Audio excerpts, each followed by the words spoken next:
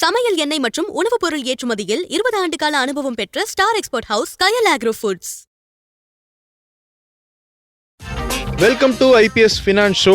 இன்னைக்கு சந்தை எப்படி இருந்துச்சு அப்படிங்கிற டீட்டெயில்ஸை முதல்ல பார்த்துடலாம். சென்செக்ஸ் 567 புள்ளிகள் உயர்ந்து 76,070 முடிஞ்சிருக்கு. நிஃப்டி 172 புள்ளிகள் உயர்ந்து 23,581 முடிஞ்சிருக்கு. நிஃப்டியில் 1934 பங்குகள் அட்வான்ஸ்லையும் 1297 பங்குகள் டிக்ளைன்லையும் இருக்கு. 52 வீக் ஹையை பார்த்தோம்னா 16 பங்குகள், 52 வீக் லோவில் 342 பங்குகள் இருக்கு. 82 பங்குகள் அப்பர் சர்க்கியூட்டை ஹிட் பண்ணியிருக்கு, 81 பங்குகள் லோயர் சர்க்கியூட்ல இருக்கு. கிட்டத்தட்ட சமமாக தான் இருக்கு.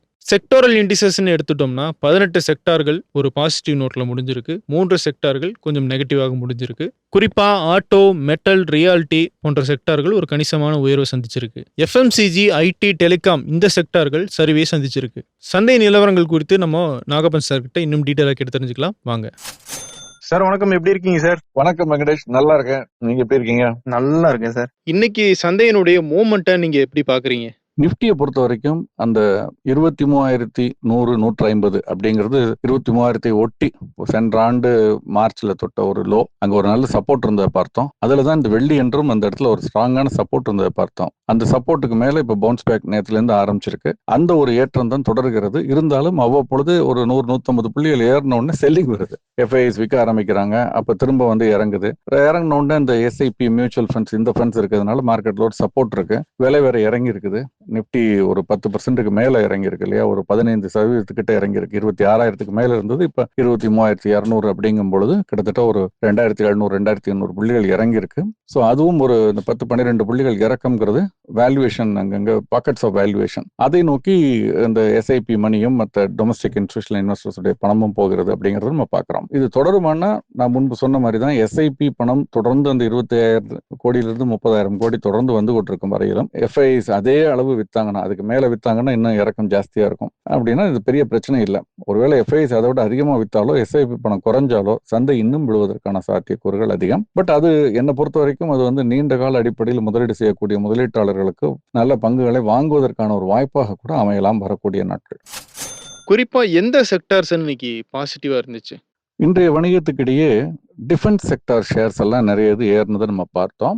எம்டார் டெக்கா இருக்கட்டும், பாரத் ஃபோர்ஜா இருக்கட்டும், இப்படி பல பங்குகள் அதிகரிச்சது. இதற்கு முக்கியமா சில காரணங்களை சொல்லலாம். ஒன்று, இப்ப நடந்து கொண்டிருக்கக்கூடிய போர், ஈரான் தாக்குதல் தொடர்ந்து கொண்டிருக்கிறது. துபாய் ஏர்போர்ட் மீது ட்ரோன் தாக்குதல்னு வந்தது. அது போக எண்ணெய் வளங்கள் இருக்கக்கூடிய இடங்களை குறிவைத்து தாக்குதல் நடத்தியிருப்பதாகவும் செய்திகள் வெளியானது. தொடர்ந்து அது நடந்துகிட்டு இருக்கு. மூன்றாவதாக பாத்தீங்கன்னா லெபனான் மீது ஒரு புதிய, ரொம்ப நாள் இருந்த பிரச்சனைனாலும் இப்ப திரும்ப அதை மறுபடியும் துவக்கி இருக்கிறது இஸ்ரேல். ஒரு பக்கம் ஈரானோடு போர் புரிந்து கொண்டிருக்கிறது, இன்னொரு பக்கம் ஹமாஸோடு அந்த பக்கம் இருக்க பிரச்சனை இப்ப புதிதா திரும்ப இந்த லெபனானோடு இருக்கிறதுனால லட்சக்கணக்கானோர் டிஸ்பிளேஸ் ஆயிருக்கதா செய்திகள் வெளியாக இருக்கிறது. கவலை தரக்கூடியதா இருக்கு. எந்தெந்த பக்கத்துல இருந்து என்ன மாதிரி பிரச்சனை வெடிக்கும்னு தெரியல.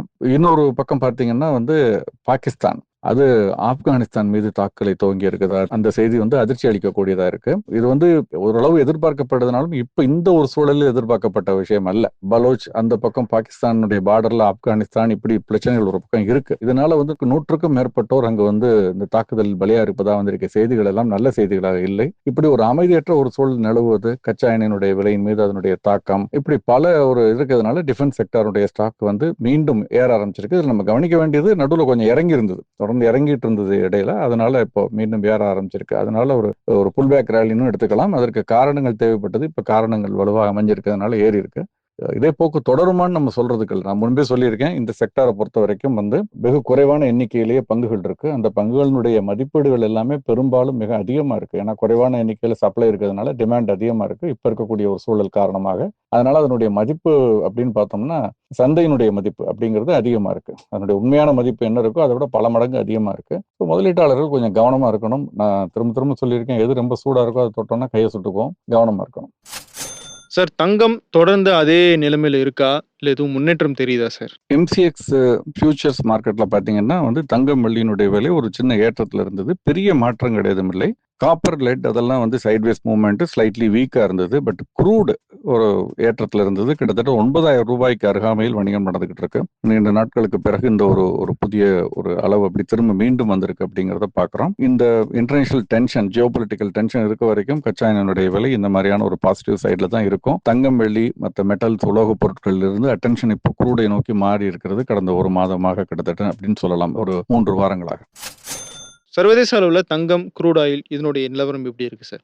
சர்வதேச சந்தையில கச்சா எண்ணெயுடைய விலை மேலும் 3% ஏறி இருக்கு. அதே சமயத்துல தங்கம், வெள்ளியினுடைய விலையில பெரிய மாற்றம் இல்லை. ஸ்லைட் புல்லிஷ்னஸ் இருந்தால் கூட பெரிய மாற்றம் இல்லை. காப்பர், ஜிங்க், லெட் இதெல்லாமே கொஞ்சம் வீக்னஸ் இருக்கிறத பாக்குறோம். But sideways movement. குறிப்பாக அமெரிக்க dollar index, US dollar index வந்து மீண்டும் 100 தொட ஆரம்பித்திருக்கிறது. 100க்கு அருகாமையில் வணிகம் நடந்துகிட்டு இருக்குது. நமக்கு கவலை அளிக்கக்கூடிய விஷயம். 96 கிட்ட இருந்த அந்த யுஎஸ் டாலர் இண்டெக்ஸ் ஓரிரு மாதங்களுக்கு முன்பு வரை இப்ப 4%, 5% அதிகரிச்சிருக்கு. இன்னொரு பக்கம் ரூபாய்க்கு நிகராக டாலருடைய மாற்று விகிதம் நமக்கு அதிகரிச்சிருக்கு. அதை விட அதிகமா 83, 84 இருந்தது. இப்ப 92க்கு அருகாமையில் இருக்குங்கிறத பாக்குறோம் சமீப காலமாக. அதை விட முக்கியமா வந்து கச்சா எண்ணெயுடைய விலை இப்போ இருந்த 56, 57 2 மாதங்களுக்கு முன்பு இருந்தது. இப்ப கிட்டத்தட்ட 2 மடங்கு வரைக்கும் போயிட்டு $110 தாண்டி $115 தாண்டிய பிறகு இப்ப $96, $97 வந்திருக்கு. இது கிட்டத்தட்ட அந்த $56 அப்படிங்கிற லோ ஜனவரி மாதத்தில் தொட்டது $57. அதுல இருந்து பார்த்தால் 80% ஏற்றம் அப்படிங்கறத பாக்குறோம். இந்த மூன்றும் சேர்ந்து கொள்ள டாலருக்கு நிகரான ரூபாயினுடைய மாற்று விகிதம், கச்சா எண்ணெயினுடைய விலை ஏற்றம், அப்புறம் சர்வதேச சந்தையில் டாலர் மதிப்பும் கூடுவது, இப்படி பல விஷயங்களால் நமக்கு பாதிப்பு அதிகமா இருக்கும். சார், இன்னொரு நியூஸை பார்த்தேன். இந்த rich dad poor dad book எழுதுன ராபர்ட் கியோஸ்கி அவர் வந்து ஒரு கணிப்பு செஞ்சிருக்காரு. அதாவது தங்கம், வெள்ளி மிகப்பெரிய உச்சத்தை எட்டப் போகுது, அதுவும் விரைவில் எட்டப் போகுதுன்னு சொல்லியிருக்காரு. அது போக ஒரு பபுள் பஸ்ட்டும் நடக்கும் அப்படின்னு சொல்றாரு சார். நீங்க என்ன நினைக்கிறீங்க?